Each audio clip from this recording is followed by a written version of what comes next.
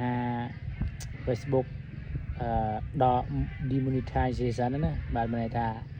ដកការរលួយជាមួយ Facebook គឺមិនមែនតែស្រុកខ្មែរយើងទេបងប្អូនបាទគឺនិយាយថាពេញមួយពិភពលោកបាទពេញមួយពិភពលោកមិនមែនតែស្រុកខ្មែរយើងទេបាទសម្បីតែរបស់ខ្ញុំបាទក៏ Facebook ដកចេញដែរបាទ Facebook ដកចេញបាទមិនដឹងថាវាមានបញ្ហាទេវា update system ឬក៏យើងមិនទេបងប្អូនយើងរងចាំមើលសិនបាទបើសិនជាយើងរងចាំ2អាទិត្យឬ1អាទិត្យ2អាទិត្យឬក៏3អាទិត្យ4អាទិត្យចុះចង់និយាយថាមួយខែចុះអញ្ចឹងយើងចាប់ផ្ដើមធ្វើ page ថ្មីទៅបាទវាបាត់ចូលហើយប៉ុន្តែយើងរងចាំសិនបងប្អូនកុំទាន់ delete ចូល page ឬក៏កុំទាន់បោះបង់ចូល page ហ្នឹងណាបាទយើងរក្សាទុកសិនទៅចាំមើលវា update សិនបងប្អូនណាបាទចាំមើល Facebook update សិនតែពេលវា update ហើយវាត្រឡប់មកវិញហើយបាទវាមិនមែន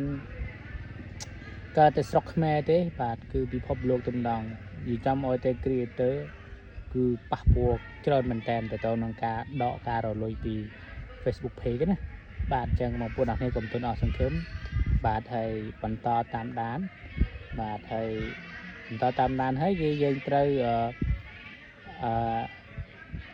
គេហៅថាត្រូវធ្វើ report ទៅ Facebook ថែមទៀតបាទយើងរងចាំវាសិនបងប្អូនបាទ